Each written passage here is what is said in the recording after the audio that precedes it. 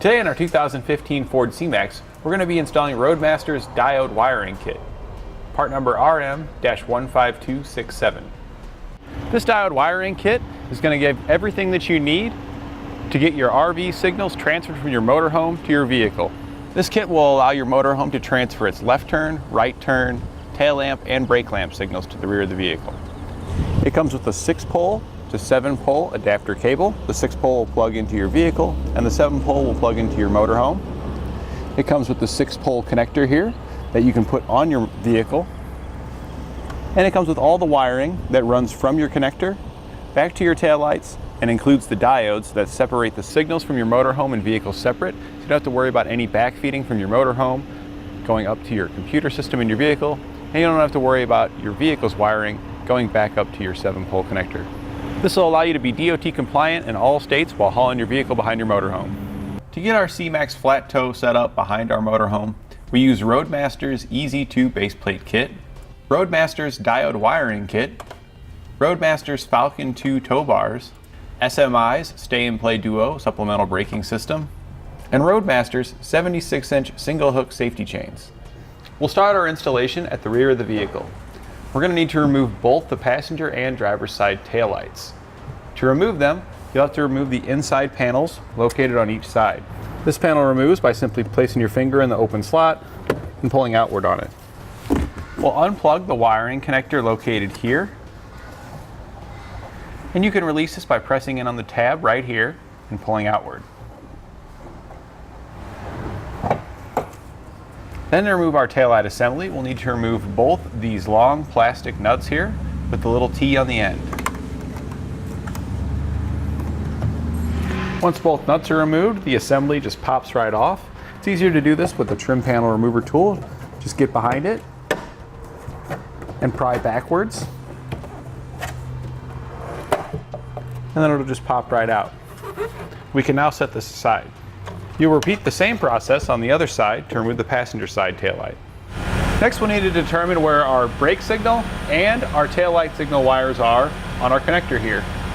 To find your brake signal wire, if you're all by yourself, make sure you've got your taillights turned off, and then you can use a pry bar, an umbrella, anything you've got to wedge it between the brake pedal and the seat, and that'll hold your brake pedal down so you can figure out which one is going to give you a signal. Whenever checking wiring, it's best to choose to do it on the back side so as not to damage the terminals. That's our blinker, but we're looking for brake light. And there's our brake light. You know that because it's on solid. That's going to be our purple wire, the second from the left, looking at the back side of the connector with the release tab on top. Now we've removed the bar that was holding down the brake pedal and turned off our turn signal, and we're going to recheck as we've turned on our tail lights. And as you can see now, the only wire that's illuminating is the purple wire with the green stripe located here on the end. And our brake light here is going to be the purple wire.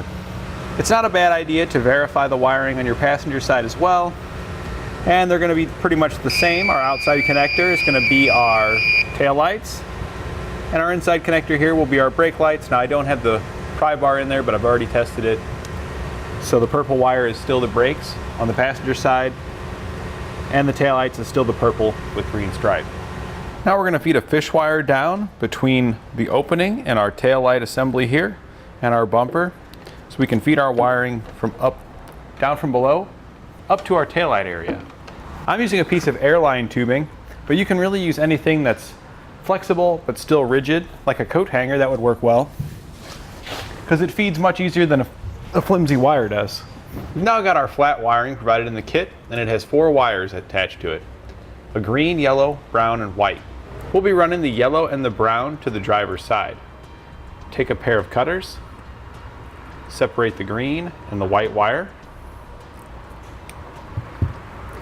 and those will just start to pull back. Now we'll just need to pull enough back so those will stay below. We'll need to feed enough of this wire from below up into our tail light assembly here. So strip it back, kind of eyeballing it on its way down. This way you've got enough to get inside your taillight housing. And this wire here is actually going to run to the other side. So we'll need to strip more back in order to make it over there. So we'll go ahead and do that now as well. We're going to take the white, yellow, and brown wire, and attach it to the fish wire that we ran down on our driver's side. Then use the fish wire to pull it up into our taillight housing area. We'll then take the wiring we fed up, poke it through the hole where our connector goes, and bring it to the inside so we can make our diode connections. Strip back some of the sheathing on your factory harness.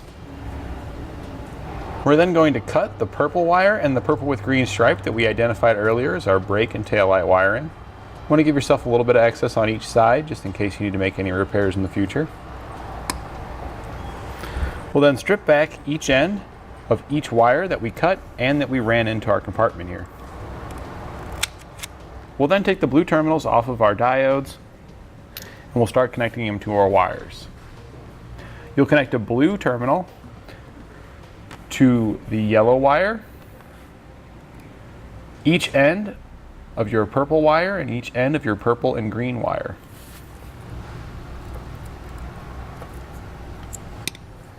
We'll then take the brown and white wire that we ran up, and this is going to go to the yellow connector that was on one of your diodes. We'll now hook up our diodes to the connectors we just crimped on.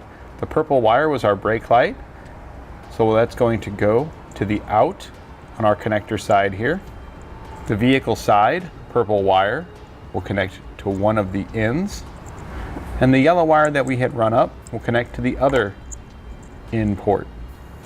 The out on our other diode is going to connect to the connector end of the purple and green wire for our taillights. The other end on the vehicle side of the purple and green is going to connect to the in, and the white and brown wire is also going to connect to the in. We can then peel back the adhesive backing, and you can either stick these to the wall inside your vehicle, or you could just stick the two together. We're just going to stick the two together so we don't end up making the connector too short to properly plug into the taillight. We'll now reinstall our taillight assembly. Line up all the holes at the back, and it'll just push into place. We can then screw it back down using plastic pins on the inside. We'll need to feed our green wire over to our passenger side from underneath. And additionally, we're going to take that white wire that we connected with our brown, and we're going to bring that over as well. This is going to be a jumper lead that's going to connect our taillights together, so both sides will receive the taillight signal from the RV. Now it's a good idea to kind of just bring it over and eyeball it up to make sure you've got enough length to reach inside your housing. We should be good there. Then we're going to cut our white wire away from the rest of the four wires. We'll now take the white and green wire that we ran over, tape it to our fish wire that we fed down. We'll use that to pull it back up towards our housing. Now run your white and green wires inside through the opening. We'll then take our razor knife, and on our passenger side we're going to be stripping back that sheathing just like we did on our driver's side. Then we'll cut the purple and the purple with green wire. Strip back each end of each wire that we just cut and the two that we ran inside. Once again, remove the blue terminals from your diodes and crimp a blue terminal onto each end of each wire that we just stripped back. That'll be a total of 6 wires. We can now connect our diodes. We'll connect the purple wire on the connector side to the out on your diode, the purple wire on the vehicle side to the in on your diode, and the green wire to the other in on the diode. Our other diode, you're going to connect the out to the purple and green wire on the connector side.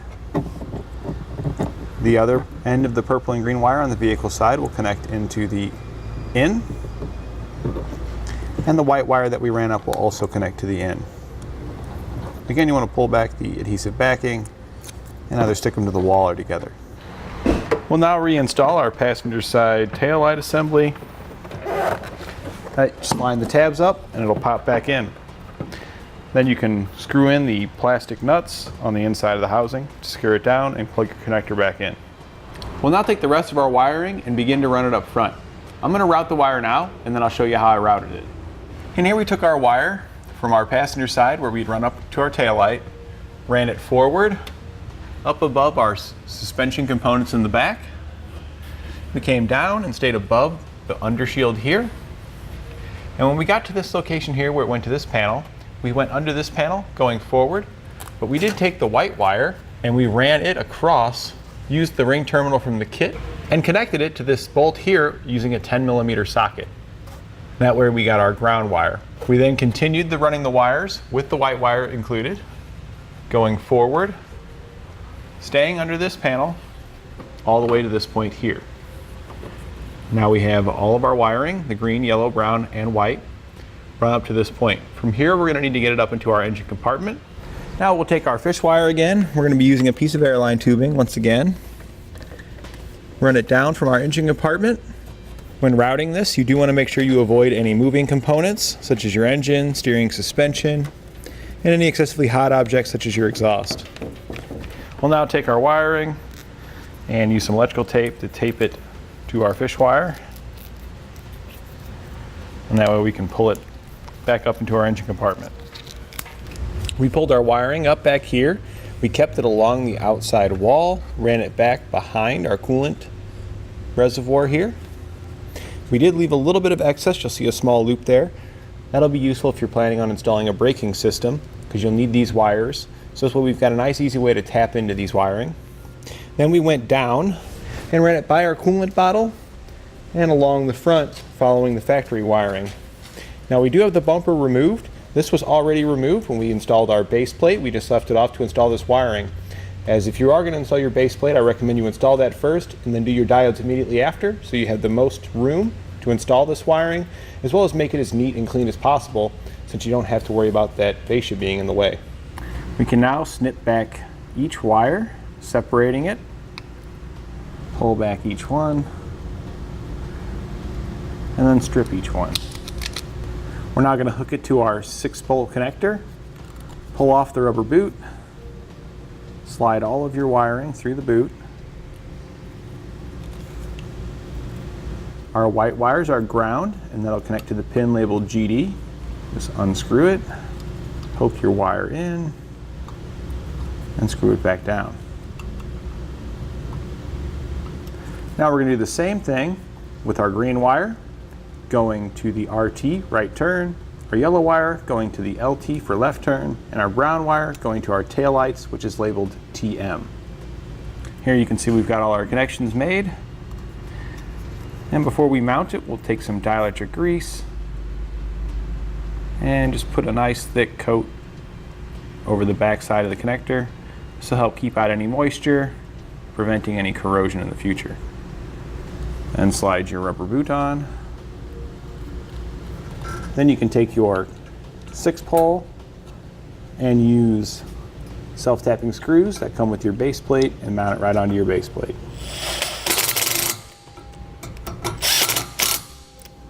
Go ahead and plug your vehicle into your RV now so you can test everything out.